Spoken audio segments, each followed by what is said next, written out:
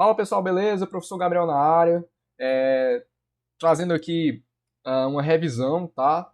Na disciplina de informática, para você que vai prestar a Guarda Municipal de Maracanaú, né? Trouxe aqui, vou tentar, né, abordar aí os principais tópicos, né, os principais temas aí do edital de vocês, da Guarda Municipal de Maracanaú, né? Separei aqui 15 questões assertivas de prova, né? Tentei fazer uma busca aí, pegar as principais questões aí da IDECAM e trouxe aqui para vocês, tá? Eu lamento muito não ter conseguido postar vídeos, né? Mais vídeos aí da Guarda Municipal de Maracanaú, né? Mas esse mês, né, eu tive o TAF da Polícia Militar, tive que me preparar e tudo.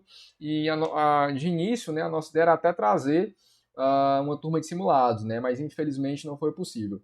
A nossa ideia é agora para os concursos da MC e da Guarda Municipal de Caucaia, né, a gente conseguir trazer essa turma de simulados com correção ao vivo e tudo mais, daquele jeito que foi a Guarda Municipal de Fortaleza. E lembrando que se você já foi aluno, né, do projeto da Guarda Municipal de Fortaleza e tiver interesse em adquirir, né, a turma de simulados da MC ou da Guarda Municipal de Caucaia, você vai ter um desconto exclusivo, tá? É só falar com a gente aí no WhatsApp. Então, sem mais delongas, pessoal, vamos aqui a nossa primeira questão, tá? Primeira questão, galera, ela diz o seguinte. Vamos lá aqui, pegar a canetinha. O Skype, lançado em 2003, foi um dos primeiros programas multiplataforma a permitir o envio de mensagens e a realização de chamadas de vídeo e a realização de chamadas por vídeo, não só em computadores, mas também em smartphones. Eventualmente, a qualidade dessas chamadas pode apresentar problemas, motivados, por exemplo, por. Então vamos lá. Alterações muito lentas no blockchain de registro de chamadas? Não, cara, não tem nada a ver. Chamadas realizadas em modo de baixa densidade? Não. Se você vai realizar uma chamada em modo de baixa densidade, você vai ter um menor consumo de dados, né? E isso não é um problema, né? Até uma alternativa quando você tiver uma conexão muito lenta, né? Você reduz ali a densidade para poder conseguir se manter ali naquelas chamadas sem interferências. Alternativa C, conexão de rede fraca. Opa, tá aí, né? O nosso gabarito já. Se você tá com conexão de rede fraca, ou seja, se a sua internet está lenta, obviamente a qualidade, né, da sua chamada, seja ela de vídeo ou de voz, vai ser comprometida, né?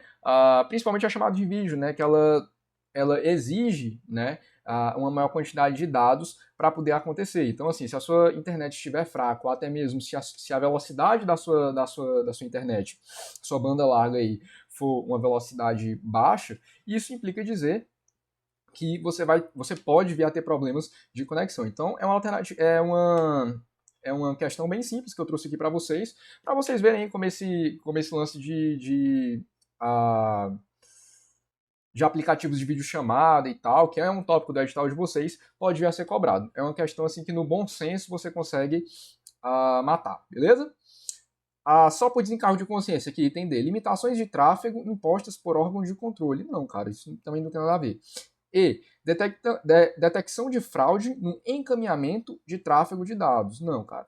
Né? A alternativa que mais faz sentido aqui é a alternativa C, beleza? Vamos para a próxima questão.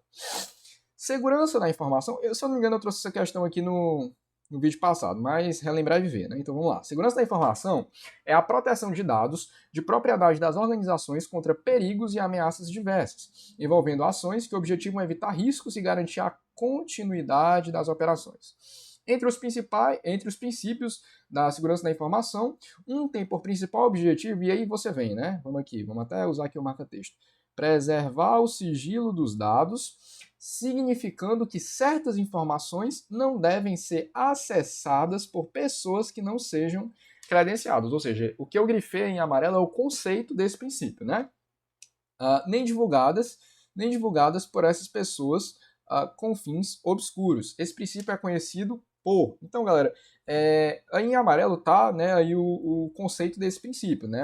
É um princípio que objetiva por preservar o sigilo dos dados, de modo a proteger que pessoas, né, alheias a essas informações, ou seja, que não devem ter o acesso a essas informações, de fato não tenham, né? Então, que princípio é esse? Só pode ser, galera, a confidencialidade, né? Ou seja, a informação ela precisa ser confidencial. Só quem é de direito pode ter acesso.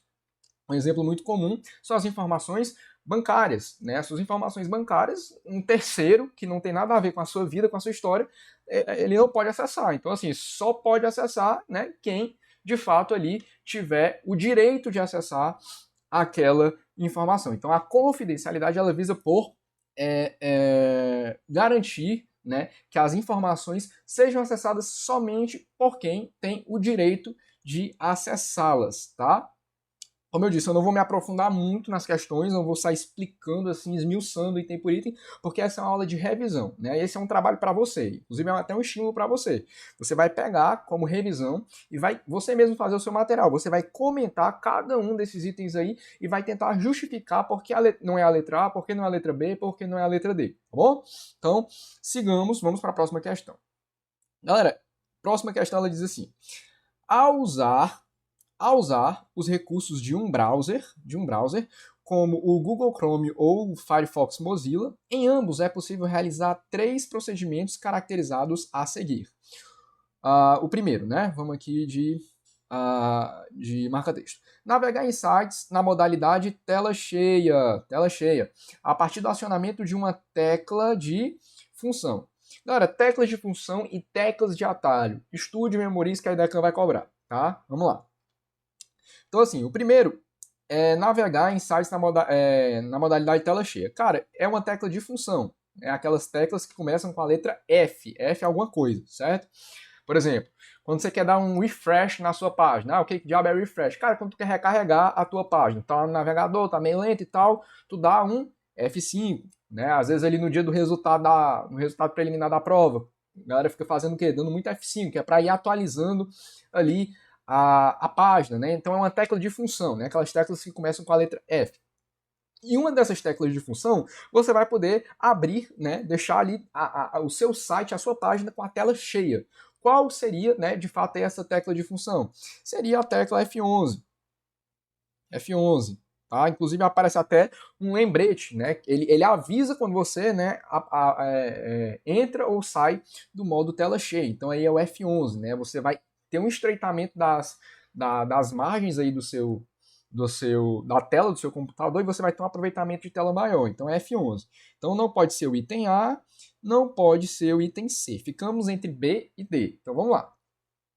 Beleza, já matamos aí a primeira assertiva. Vamos ver a segunda agora. Verificar o andamento dos downloads em execução ou já concluídos por meio do acionamento de um atalho de teclado. Então você quer ver os downloads, tá? Os downloads, cara, você vai no Ctrl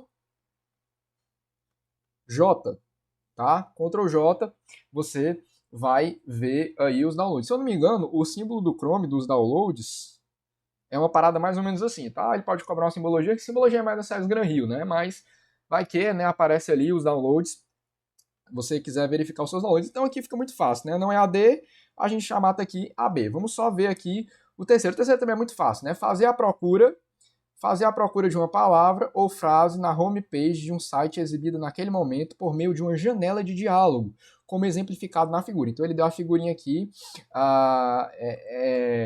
ele quer saber, né, qual é o comando que você, o atalho, né, o comando que você usa para encontrar uma determinada palavra, né, um determinado caractere, né, na página aí, na sua página, na web, né, ou então de um documento. Cara, esse é o atalho que todo concurseiro conhece, né, que é o Ctrl F, né, Ctrl F de find, tá, galera? Ctrl F de find. Find em inglês significa encontrar, tá? Então, Ctrl Find, tá? Ctrl F, como está aqui na letra B, né? Então, F11, Ctrl J e Ctrl F, F de Find, tá? Então, beleza, matamos aí uma questão simples, tá? Vocês podem ver que ele não cobrou. Eu acredito que esse vai ser mais ou menos o nível da prova de vocês, tá? Não vão inovar tanto, se inovar pode ser do jeito mais ou menos que está aí, né, nessa questão aí, que eu separei para vocês, mas eu não acho que ele vai inovar muito não, tá? Então vamos lá. Então, pessoal, vamos aí para a nossa quarta questão. A planilha da figura abaixo foi criada no software Calc da suite LibreOffice em português, tendo sido realizados os procedimentos descritos a seguir. 1.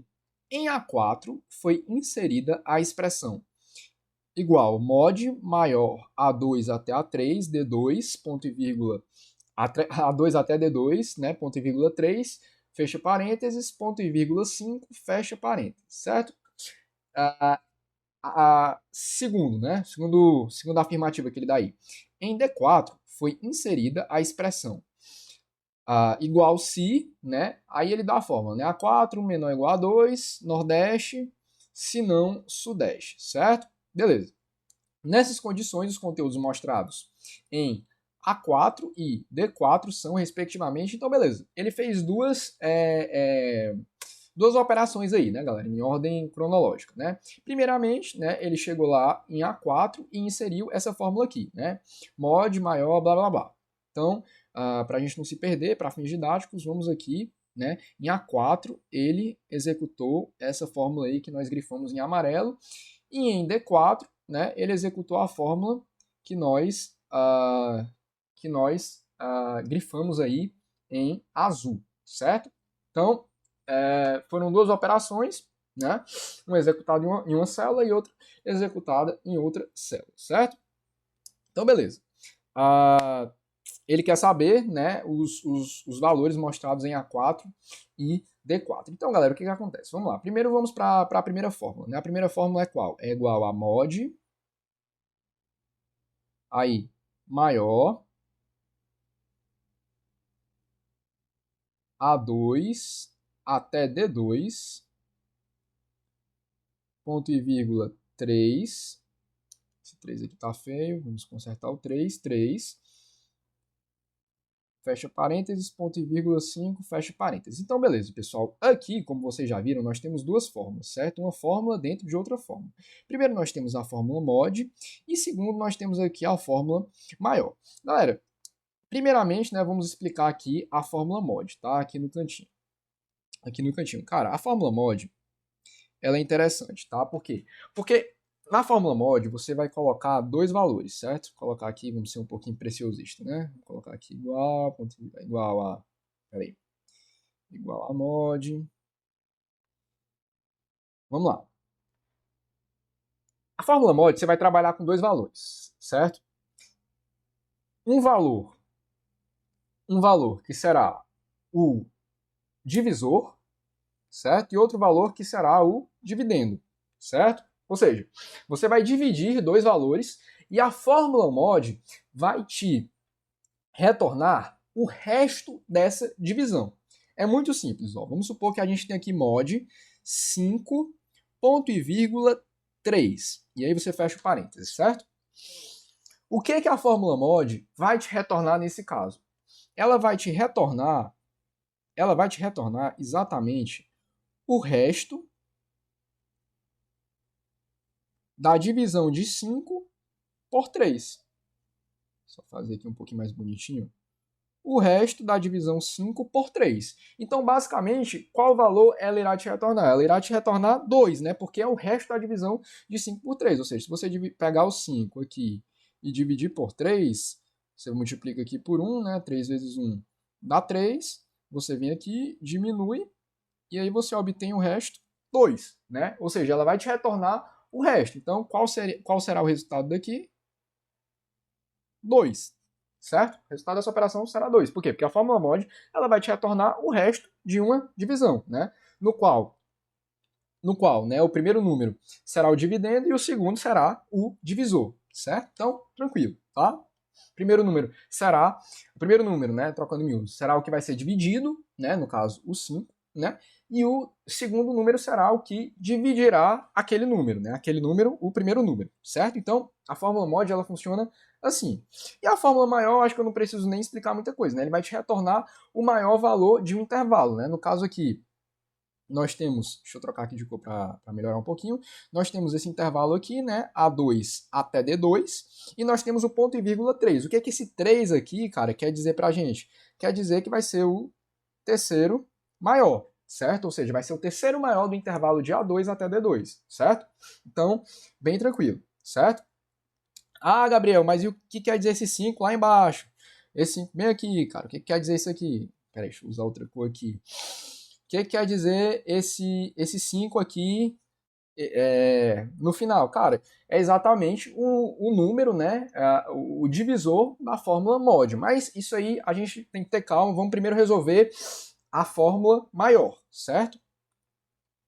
Vamos resolver primeiro a função aí maior, certo? Deixa eu só escolher aqui uma cor, sou meio indeciso, mas bora pegar essa daqui. Então vamos lá. Primeiro vamos fazer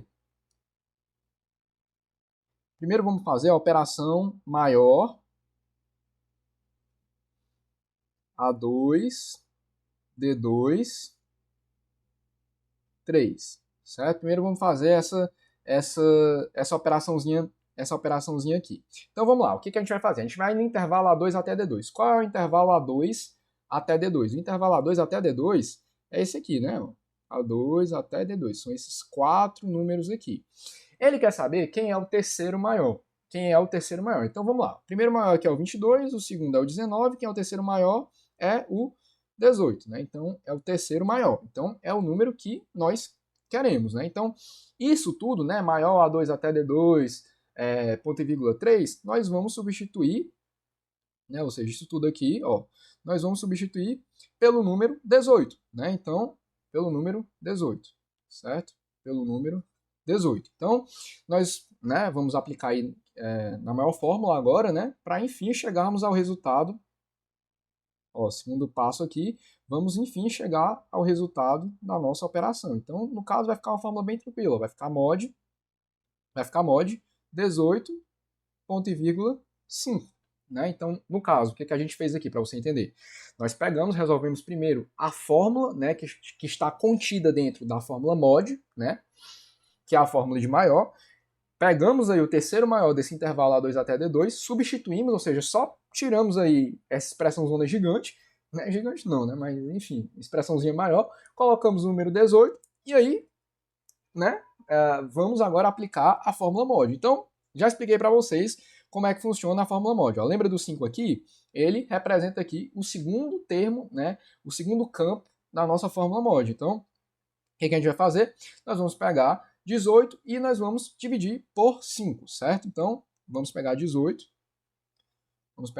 dividir por 5 e encontrarmos o resto dessa operação. 18, peraí, 18, vou pegar aqui no cantinho melhor. Ó, 18, bem aqui no cantinho, dividido por 5, vamos encontrar o resto. Ó. 3 vezes 5. 3 vezes 5 dá 15. Nós subtraímos e encontramos o resto, que é 3, certo? O resto, que é 3. Então, o resultado dessa fórmula, dessa função, vai dar exatamente 3, certo? Vai dar exatamente 3. Então, finalizamos aqui a nossa primeira operação, né? A expressão mod, blá, blá, blá, blá, blá, blá. Descobrimos que em A4, ó, A4 aqui, ele saiu, né, para ele aí, apareceu o número 3, beleza? Beleza, tranquilo. Agora eu vou apagar essa parte aqui, tá? Para a gente realizar aqui a segunda operação, né? Operação aí na célula D4. Operação na fórmula D4. Então vamos lá. Na célula D4, galera, o que aconteceu na fórmula D4? Na célula D4 foi inserida a operação se A4 for menor ou igual a 2, Nordeste.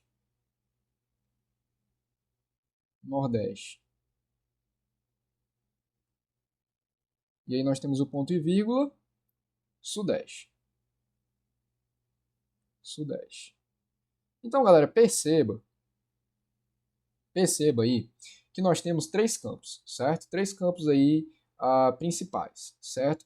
O primeiro campo aqui, galera, vai ser o quê? Vai ser o seu critério, certo? Vai ser o seu critério. Ou seja, qual é o meu critério nesse caso? É A4 menor igual a 2, certo? A4 menor igual a 2. Isso pode ser verdade ou isso pode ser mentira, certo? Né? Você que já estudou raciocínio lógico aí, né? Ou sim, então, a gente vê mais ou menos uma parada parecida com isso aí, né? A famosa condicional, né? Ou seja, se se um determinado evento acontecer, nós teremos uma consequência desse evento, e se não acontecer, nós teremos outra consequência desse evento. É exatamente o que acontece aqui. Ó. Se A4 for menor ou igual a 2, aí nós entramos nesse primeiro critério, nessa primeira consequência aqui, certo? Que é a consequência se A4 for menor ou igual a 2, se de fato o critério estabelecido for verdade, certo? Então, essa é a nossa consequência 1, né? Que é o que vai acontecer se A4 de fato for menor ou igual a 2. Aí ele vai plotar nessa célula aí D4, ou seja, ele vai essa célula D4 vai passar a conter o nome Nordeste, certo? Então, essa vai ser a nossa primeira consequência, consequência 1. Só que se existe a possibilidade, né, inclusive até esqueci de fechar o parênteses aqui, mas existe a possibilidade de aquele critério estabelecido ele não ser verdade, né? E o que vai acontecer se aquele critério que é estabelecido não for verdade, né? Não for verdade, vai acontecer outra consequência, né? Vai acontecer outra consequência. Que consequência é essa? Ele vai escrever Sudeste, certo? Ou seja, você vai estabelecer um critério. E esse critério pode ser verdadeiro ou falso. Se o seu critério for verdadeiro, ele vai plotar aí Nordeste. Se não for verdadeiro, ele vai plotar Sudeste. É bem tranquilo, certo? É bem tranquilo. Então, beleza, entendi dessa fórmula, nós podemos, né, aí seguir e finalmente conseguir resolver a questão. Então vamos lá. Vamos primeiro ao critério. Vamos primeiro analisar se o nosso critério é verdadeiro ou falso, e aí nós olhamos aí para as consequências, né? A4 menor ou igual a 2. Cara, A4, onde é que tem A4? A4 é aqui, né? O que a gente conseguiu aí, o valor que a gente achou aí no primeiro passo que nós executamos, né? Achamos aqui 3. Cara, 3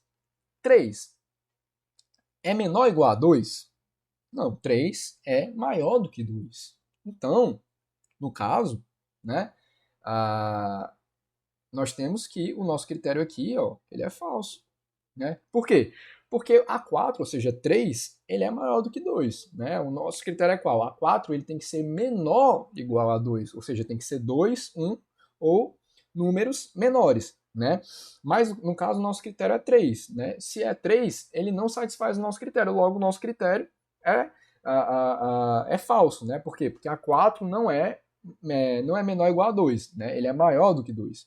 Então, no caso, como o nosso critério é falso, acontecerá a segunda consequência, ou seja, ele irá escrever aqui, ó, Sudeste. Se fosse verdadeiro, ele iria escrever Nordeste, né? Que aqui é o valor se verdadeiro, né? No caso, ele vai escrever Sudeste por quê? Porque é falso. Então, Sudeste, nesse caso, é o quê? É o valor se falso, o nosso critério. Então, vai ser o quê? Vai ser Sudeste, certo? Aqui vai ser Sudeste.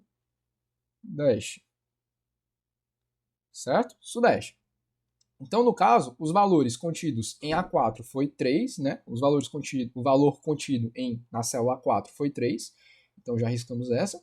E o valor contido em D4 foi Sudeste, então é 3 e Sudeste. Então, a quarta questão, alternativa C, tá, galera? Ó, não é uma questão difícil, tá? É porque eu realmente quis explicar bem passo a passo. Eu sei que esse lance de planilha eletrônica pode ser bem chatinho, mas eu espero que você tenha tirado o maior proveito possível dessa explicação, tá? Vamos para a próxima questão.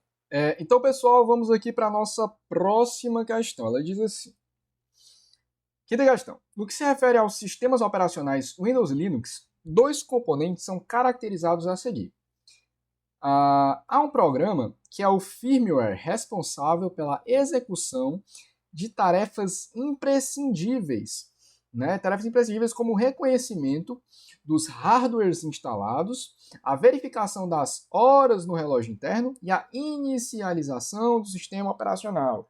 Que componente é esse? Galera, esse componente é a tal da BIOS. O que significa BIOS? BIOS é uma sigla, né, para Basic Input Output System, né? Ou seja, né, no bom português, é o sistema integrado, né, aí de entrada e saída. Cara, a BIOS é o programa responsável pelas tarefas essenciais do seu dispositivo, né? Tais quais, né? As horas no relógio, a própria inicialização ali do sistema operacional, tarefas que são indispensáveis para a sua máquina, né, funcionar, para o seu sistema ali funcionar, certo? Então, essa é a BIOS, tá? Então, basicamente, só pela letra, só pelo a gente conhecer, né, aí o conceito de BIOS, nós já matamos a questão, né? Por quê? Porque só pode ser a letra A, né? Mas vamos aqui para a segunda. A segunda, ela diz assim: há um componente que representa o núcleo entre o hardware de um computador e seus processos, estabelecendo a comunicação e gerenciando recursos com a maior eficiência possível. Gerenciando recursos com a maior eficiência possível. Cara, basicamente, é o papel do quê? É o papel daquela parada que é tipo o cérebro do computador, né? O cérebro do computador. Então, esse cérebro, como é que a gente chama? A gente chama ele de kernel, certo? Kernel. Kernel. Ou seja, o kernel é a parte pensante, é aquele componente que vai exatamente ver os processos, vai gerenciá-los e vai executar da melhor maneira possível, ou seja, da maneira mais eficiente possível. Esse é o tal do nosso kernel, tá? E aí nós temos esse conceito aqui, cara, de swap, né? O que seria esse swap? Swap, deixa eu só você não pensar que é o item C, né? Swap, o que é o swap? Cara, swap é uma área de troca, tá? Onde a gente vai usar esse swap para aumentar a capacidade da sua memória RAM. Ou seja, ele vai fazer ali trocas inteligentes para poder aumentar a quantidade de memória RAM no seu sistema e, né, como a memória RAM é o tipo de memória volátil e tal, vai sobrecarregar menos o seu computador e pode fazer ele rodar ali mais lisinho. Eu não sei se eu falei memória volátil ou não volátil, mas a memória RAM é uma memória volátil, né? Ela tem volatilidade. A gente vai falar sobre isso, inclusive, em uma questão por aí. E setup, cara, é uma parada muito genérica, né? Porque o que setup significa? Configuração, né, e tal, aquela parada toda. Então, assim, eu achei setup aí meio genérico, né? Eu acho que a dúvida maior é entre BIOS, kernel e swap, né? Então, já explicamos aí os três conceitos. Então, só pode ser a nossa alternativa A, certo? Então, a zona aqui para nós, beleza? Vamos lá. Sexta questão, ela diz assim: o texto da figura foi digitado no editor Writer da suíte LibreOffice em português, tendo sido realizados os procedimentos descritos assim. Cara, eu vou dar uma quebra de texto nesse texto aqui, porque fica muito estranho de ler assim. Fica muito estranho de ler assim. Não, deixar assim mesmo. Já formatadozinho aqui. Da próxima vez eu vou dar uma quebra de texto aqui. Legal, vai ficar legal. O título Brasília 2023, da forma como está aqui, foi criado a partir do uso de uma ferramenta que permite customizar uma caixa de texto, ou seja, customizar uma caixa de texto com opções específicas e que disponibiliza modelos padrões de texto para inserir em um documento e a possibilidade de que sejam editados pelo usuário. Tá, que parada é essa? Cara, muito cuidado, tá? Porque nós temos dois conceitos aqui, né? Smart Work, Font Work. É basicamente a mesma coisa para suítes diferentes. Um deles é o Word e outro deles é o Writer, né? O Word é o da Microsoft e o Writer é o da LibreOffice, tá? Muito cuidado, porque o da Word, cara, é o Smart Work. É o Smart Work. E o da LibreOffice, né, ou seja, o do Writer, é o Font Work. Inclusive, é muito interessante você saber essas diferenças, tá? Porque os que a gente usualmente mais estuda são aqueles conceitos do Word, né? Só que o que acontece? Às vezes a mesma coisa, né, que você estuda no Word, pode vir a ter no Writer, né, no LibreOffice, só que com outro nome. E é aí que o examinador vai te cobrar, né? Então, esse tipo de conceito é um deles, né? É a mesma coisa, essa letrazinha mais estilizada, só que no Word é uma coisa e no Writer é outra coisa. Então, aqui, no caso, como nós estamos no Writer, né, é o Font Work, né? Font Work. Então, já riscamos a A, já riscamos a C, certo? Beleza. Segundo conceito é o quê? Ao texto foi utilizado um recurso que destacou a letra E. Né? Você pode ver aqui que a letra E aqui está destacada. Conforme indicado na figura. A ferramenta. Aí ele pergunta, né? A ferramenta 1 e o recurso em 2 são conhecidos respectivamente como? Tá. Galera, Já explicamos, né, o lance da letrazinha estilizada aí, Smart Work, Font Work. Essa letra, cara, é uma letra, aí é mais conhecido, né? No caso, acho que a dúvida era basicamente só em relação à ferramenta da primeira assertiva, cara. Isso aqui é a capitular, né? Que é essa letra que você vê muito em jornais, uma letrazinha maior, né? Um recurso até estilístico, né? Para você iniciar, marcar o início aí de um parágrafo, né? Então o nome dessa letra é a letra capitular, certo? Essa letra grandona aí que fica normalmente no início dos parágrafos, ou obviamente dos capítulos, certo? Então, capitular. Taxar aqui nada a ver, né? Taxar é tipo assim, sei lá, você escreve aqui meu nome, Gabriel. Gabriel, taxar é quando você faz isso aqui, né? Taxar e tal. Muito cuidado, tá? Porque esse é o taxado. O sublinhado seria uma linha aqui, né? Uma linha sublinhando, tá? Mas isso aí eu acho que você já deve saber, né? Gabriel, esse seria o taxado, certo? Beleza. Alternativa B. Vamos aí para a próxima questão. Cara, sétima questão.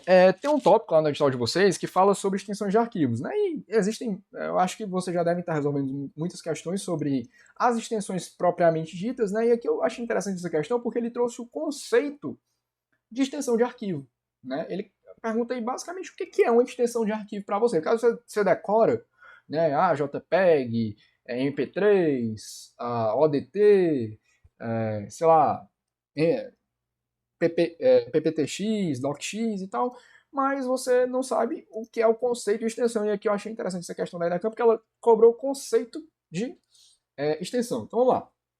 Os arquivos, em seus nomes, possuem o que chamamos de extensões. Qual é a função? Ele perguntou aqui, ó, qual é a função de uma extensão de nome em um nome de arquivo? Cara, o que uma extensão faz? Ela exatamente vai fazer o que está descrito aí na letra C. Ela vai determinar qual é a origem do arquivo. Presta atenção. A origem do arquivo, quanto à aplicação que o criou, o tipo, quanto à aplicação que o criou, o tipo de arquivo que ele é. Então, o que você vai entender numa extensão? Por exemplo, sei lá, ponto docx. Você sabe, a partir dessa extensão, onde esse arquivo foi criado, ou seja, no Word, e que tipo de arquivo ele é. Ou seja, ele é um documento, né? Ou seja, um arquivo de documento criado no Word. Então, por exemplo, você tem, por exemplo, PPTX, né? Que é o tipo de extensão do PowerPoint. Ou, por exemplo, XLSX, né? XLSX, você sabe que é uma planilha eletrônica feita no Excel, PPTX, um arquivo de apresentação de slides feito no PowerPoint, e assim vai. Então, a extensão, ela vai dizer exatamente isso pra gente, ela vai dizer o caminho, que tipo de arquivo é aquele, onde ele foi criado e etc. Tá? Então, muito importante você saber também o conceito de extensão, o que é uma extensão de arquivo, certo? Vamos para a próxima questão. Então, pessoal, vamos aqui para a nossa oitava questão. Ela diz assim: nos sistemas operacionais do tipo Linux, qual o comando que permite criar novos arquivos em branco através de uma linha de comando? Então, galera, bem simples. Essa questão de cara nós já vamos ter aqui como resposta a letra A. Tá? O comando touch ele é usado justamente para isso, para criar, né, novos arquivos aí em branco. Né? Você vai lá na sua linha de comando, digita o touch e ele cria arquivos em branco. Então, é uma questão bem simples, né? Mas para efeitos aqui de elucidação, vamos dizer aqui o significado dos outros comandos, né? O locate, cara, nós vamos encontrar arquivos a partir de uma base de dados, tá? É um comando usado para encontrar arquivos a partir de uma base de dados, tá? O comando find, ele vai pesquisar dentro do seu sistema aí, pesquisar arquivos e diretórios. E o comando grep, né? Ele vai procurar um texto em um arquivo ou um diretório, tá? Ele vai procurar um texto em um arquivo ou em um diretório. Então, assim, vocês verem, né? Essas questões, pessoal, não são questões difíceis, né? Assim, como eu disse, né, em outras aulas, o Linux, ele é um comando, assim, ele é um sistema operacional que no qual, né, os comandos, eles têm uma, se você conseguir ele traduzir, minimamente eles têm uma direta relação, né, tipo assim, a palavra, né, traduzida em português, tem uma relação direta com a ação que esse comando vai executar, né? No caso aqui, o comando touch já fica um pouco mais difícil, mas assim, o que eu uso, né, para tentar memorizar? Eu tento imaginar situações, né? No caso do touch, eu fico imaginando, por exemplo, é meio biruta, mas tipo assim, eu imagino alguém, por exemplo, tocando e criando ali, né, um arquivo em branco e tal. Você pode usar o que você quiser. O importante é você, sei lá, às vezes trazer uma situação para tentar memorizar algo, né? Porque assim, são muitos comandos, né? A gente sabe. Mas talvez você fazendo associações ali, através da própria tradução dos comandos, ou imaginando situações com esses comandos, pode ficar um pouco mais fácil, tá? Então, beleza. Oitava questão, letra A. Vamos para a nona. Nona questão, galera, ele diz exatamente assim. No uso do sistema operacional, Windows 10, a execução de atalho, a execução do atalho de teclado Windows D possui o significado de mostrar e ocultar o seguinte recurso. Então ele quer saber o que vai acontecer, galera, quando a gente aciona a tecla Windows D, tá? Então, galera, basicamente, Windows D, ele vai mostrar outra parada assim que eu usei assim para me lembrar. O Windows D, cara, é a área de trabalho, tá? Então aqui o nosso gabarito é a letra E, né? Ou usei esse, né? Mas você pode entender como desktop, né? Desktop significa área de trabalho, né? Desktop. Eu usei esse fonemazinho D porque, enfim, né? Tem umas coisas assim que às vezes nem eu entendo como é que eu consigo, os recursos que eu uso para decorar esse tipo de coisa, né? Mas o Windows D aí, o D vem de desktop, tá? Configurações, galera, seria Windows I. Painel de controle a gente não tem nenhum atalho assim direto, tá? Tem que fazer o caminhozinho mesmo. Explorador de arquivos, galera, vai ser o Windows Z. E esse lance aqui do Windows Update também não tem assim um atalho direto, tá? Só a nossa área de trabalho, configuração, explorador de arquivos, são esses mais comuns, né? Que nós temos aí os atalhos, tá? Mais uma vez, galera, não usem esse meu bizu biruta aí do área de trabalho, tá? Seguindo a lógica, desktop e tal, D faz mais sentido, tá? É só um recursozinho que eu uso, que às vezes dá certo, às vezes não dá, né? Mas é muito subjetivo, vai de cada um, né? Lá ele. Então vamos lá. Décima questão, ela diz assim pra gente, pessoal, vamos nós. Então vamos lá, pessoal. Trouxe uma questão aí de Impress, tá? Eu sei que, se eu não me engano, Impress não vai cair, não tem explicitamente no edital de vocês, né? Se eu não me engano é só Write e Calc. Mas como é uma questão de símbolos, né? E via de regra alguns símbolos, eles estão presentes nos 3 aplicativos, né? Impress, Write e Calc. Eu resolvi trazer porque, na pior das hipóteses, conhecimento não quer demais, né? Você já te ensinar aqui uma técnicazinha de bizu nessas questões de imagenzinhas, de gravuras, de iconezinhos, tá? Vamos lá. Com relação às funcionalidades e aos recursos do aplicativo Impress, da suite LibreOffice, 3 ícones têm os significados e finalidades descritas a seguir. Então, o primeiro ícone ele é usado para exportar a apresentação de slides diretamente para um documento em formato PDF. Então, qual é esse item? Cara, essa fotografiazinha aqui da montanha com o solzinho? Não, né, cara? Isso aqui é mais foto, essas paradas assim. Você vê aqui, ó, que ele tem uma folha, né, como se fosse um documento. Esses 3 itens aqui, né? Uma folha como se fosse um documento e esse símbolo aqui, né, que é um símbolo mundialmente conhecido. Eu sei que tá bem pequenininho, mas você consegue lembrar do símbolo dos documentos em PDF que normalmente tem esse símbolozinho, né? Então já fica mais fácil de você associar. 2. Localizar e substituir, né? Localizar e substituir, cara, faz sentido esse símbolo aqui, ABC e um. Isso aqui é mais, se eu não me engano, é verificação ortográfica, né? Essas paradas assim. Essa lupinha, né?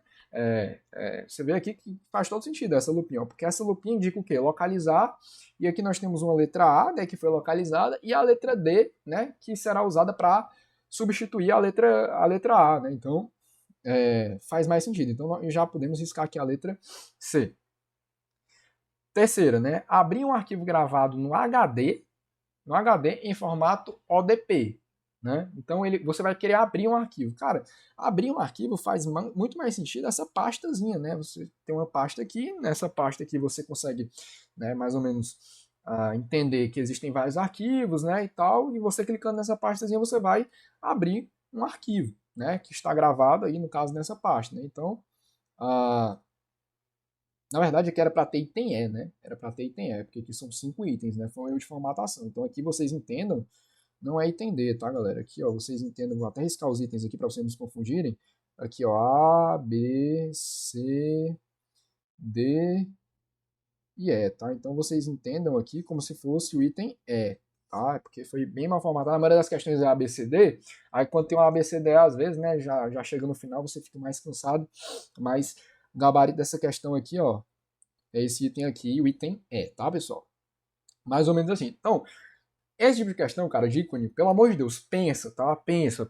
O item, o ícone, né? Ele foi construído para te dizer alguma coisa, né? Então pensa que eu tenho certeza que você vai conseguir, se cair uma questão dessa daí, você vai conseguir chegar no resultado só matando ali na manha, tá? Nessa manha aí. Então vamos lá.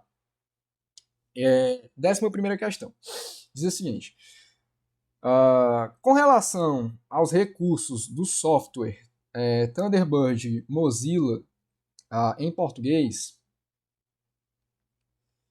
assinale V para afirmativa verdadeira e F para falsa nas afirmativas abaixo. Tá? Para criar uma nova mensagem, pode-se utilizar as teclas de teclado Ctrl N e Ctrl M, exatamente. Todas essas teclas de atalho são usadas para nós criarmos uma nova mensagem. Então, A1 sendo verdadeiro, nós podemos riscar D e E, né? Beleza. Para responder uma mensagem somente ao remetente,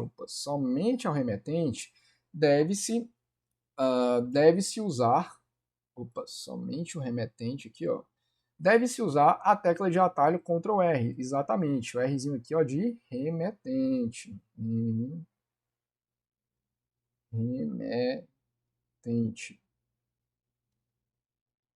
Remetente. Para fechar, é,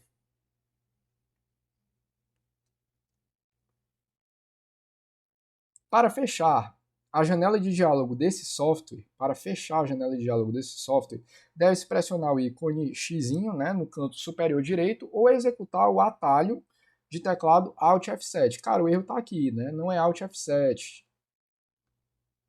é Alt mais F4, tá? Então, no caso aqui, F, né? Item Bzão aí para nós, beleza? Vamos para a próxima. Intranet, beleza, intranet. Vamos lá. Sobre intranets, analise as afirmativas abaixo. São redes restritas. As intranets são criadas para atender a necessidade de grupos de usuários específicos. Logo, uma intranet possui uma quantidade de usuários pequena quando comparada com a internet. Exatamente, né, cara? A intranet, o grande lance dela é porque ela é a mesma coisa de uma internet normal, né? Assim, aplicabilidade no sentido de funções e tal. Só que a abrangência dela é menor, né? Por exemplo, um banco, né? Eu sempre uso esse exemplo. Um banco ele vai ter uma intranet específica. Por quê? Porque existem informações, temas que só podem ser tratados entre os funcionários daquela organização, daquela empresa. Então, faz sentido ter uma intranet, ou seja, uma internet restrita apenas àqueles membros, né? A galera faz login e tal, entra e tal. Então, o lance da intranet é basicamente esse. 2. Por se tratar de uma rede sempre restrita, uma intranet não permite que usuários autenticados nesta rede consigam acessar informações externas a ela. Não, cara. É aquele negócio. Quem está de fora não pode ver, né, nada que é praticado na intranet, mas não há restrição quanto a quem está na intranet ver coisas externas a ela. Né? A proteção é somente para as pessoas de fora. Né? Mas as pessoas de dentro daquela intranet podem tranquilamente ver a rede externa, né? Porque a rede externa é pública, né? O que é privado é só a intranet, certo? Então, essa afirmação é falsa. Computadores ligados ao intranet nunca utilizam números IPs para sua identificação dentro da rede. Não, cara, é errado, né? O IP ele é um número que é a identidade, né, dos, dos clientes, né, ali de uma determinada rede, né, dos usuários de uma determinada rede, né. Então, assim, é ilógico você não ter um endereço IP para cada computador que está acessando ali uma intranet, né. Você precisa ali do IP para que os outros protocolos consigam ali, né, a trabalhar em conjunto. Então, não faz sentido você dizer que nunca utilizam números IPs, né, numa intranet, né? Então, só a afirmativa 1 aqui, né, ela está certa, certo? Então, vamos lá para a próxima questão. Outra coisa, tá, pessoal? Questões de informática que tem a palavra nunca, não, não pode, não consegue, cara, via de regra, sempre vão estar, 95% sempre vão estar erradas, tá? Só por esse bom senso, só por essa manha, por essa jogadinha, você consegue matar muita questão, vai por mim. 13ª. Sobre o explorador de arquivos do Windows 10, sobre o explorador de arquivos do Windows 10, é incorreto afirmar que o atalho tecla do Windows, né, WinKey, mais X permite acessar o explorador de arquivos. Não, cara. A gente acabou de estudar, né? O explorador de arquivos é o WinKey mais né? WinKey mais né? Vamos ver aqui as outras. B. Para adicionar as bibliotecas no painel esquerdo, seleciona-se a aba de exibição, painel de navegação, mostrar bibliotecas. Exatamente. Quando o explorador de arquivo for aberto, deve-se entrar no acesso rápido. As pastas usadas com frequência e os arquivos usados recentemente ficam listados. Exatamente, acesso rápido faz sentido, né? As pastas que você usa com mais frequência, né? D. Pode-se usar aplicativos para compartilhar arquivos e fotos diretamente pelo explorador de arquivos. Perfeito.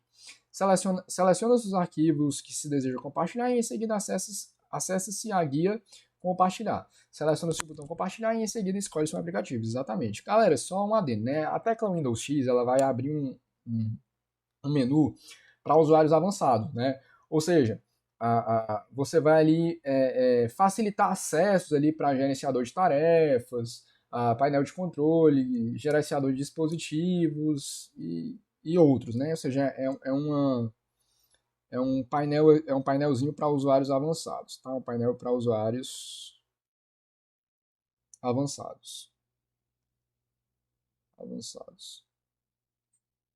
Então, eita. Avançados, beleza? Então, beleza. Vamos aqui para a próxima questão, né? 14ª.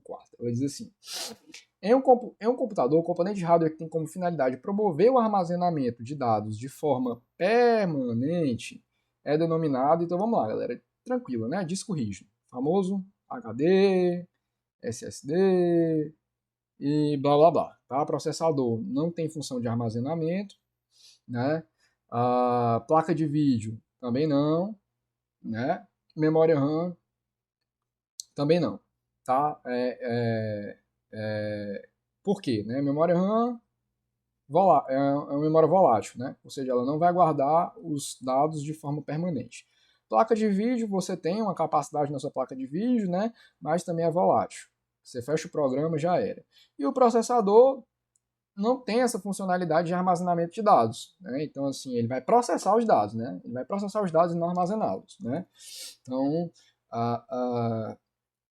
basicamente ficou fácil a nossa questão. 14ª questão, letra A, certo? E por fim, galera, temos a nossa 15ª questão, né? Um usuário utiliza o navegador Mozilla Firefox para acessar sites e realizar suas atividades diárias. Para executar uma atividade sigilosa, o usuário necessita navegar na internet sem que o navegador armazene informações sobre sites e páginas visitadas. Considerando a ferramenta em questão, é correto afirmar que o recurso que pode atender a demanda do usuário é. Então, beleza, galera. O que isso causar absurdos, né? Navegação assíncrona, navegação limpa, você vai ficar em dúvida aí normalmente entre navegação oculta e privativa, tá? Muito importante, tá? Ele está no Mozilla Firefox. Se eu não me engano, na sua prova vai cair Mozilla Firefox e Chrome, né? Então, vamos fazer aqui ó, o esqueminha. Firefox e o Chrome, né? E o Chrome.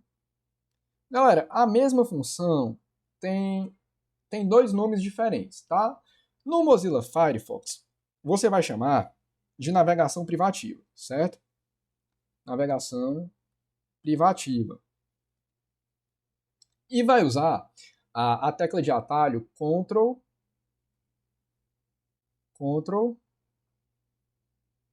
Shift P, certo?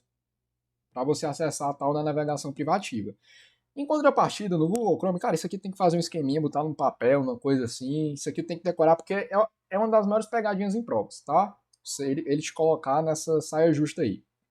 E no Chrome, nós vamos chamar de navegação anônima. Anônima. É a mesma coisa, tá? É a mesma coisa, só muda os nomes e a tecla de atalho. No Chrome, você vai usar Ctrl, Shift, N, ó, N, tá? N, e aqui é P, tá? No Firefox é P, tá? Então anota esse esquema, tá? E decora isso, tá? É só você decorar que no Firefox é a navegação privativa. Se é privativa, você vai fazer o Ctrl Shift P. Privativa P. No Chrome é a navegação anônima. Anônima. Então, se é anônima, você vai usar o Ctrl Shift N, tá? Então, letra C aqui. Cara, por favor, tá? Anota isso aí, decore isso aí. É uma coisa muito simples, é uma função muito simples. Só que onde é que ele dificulta? Ele dificulta aí, ele troca. Ele vai querer fazer você confundir as coisas, tá? E você, aluno do professor Gabriel, não confunde as coisas, tá? Por quê? Porque você já recebeu o seu esqueminha aí, só para você anotar e ser feliz domingo aí na sua prova, tá? Então, pessoal, foi isso, tá? Como eu disse, não aprofundei muitos temas, tá? Resolvi fazer realmente uma coisa mais limpa, né? Mais direta, tá? Mas eu desejo a todos uma boa prova, tá? Da Guarda Municipal de Maracanã. Eu tenho certeza que vocês vão fazer uma boa prova e, se Deus quiser, vão ter um bom desempenho. E as minhas melhores energias e as minhas melhores vibrações, né? Meu Deus, falei muito holístico, né? Mas enfim, galera, tudo de bom para vocês nessa prova, que vocês façam uma boa prova. Contem com a gente aqui, com o professor Antônio Gabriel. Qualquer dúvida, coloquem nos comentários, apontamentos, tá? Eu nem ia fazer essa revisão final, só que a galera pediu e tal, e também eu realmente vi que eu gravei muito pouco, né, para Guarda de Maracanã. Então, essa é a minha humilde contribuição aí para vocês, tá? De graça aí no YouTube, para vocês. E contem com a gente aí para nos próximos concursos que vocês forem fazer. E é isso, vamos por mais. Valeu!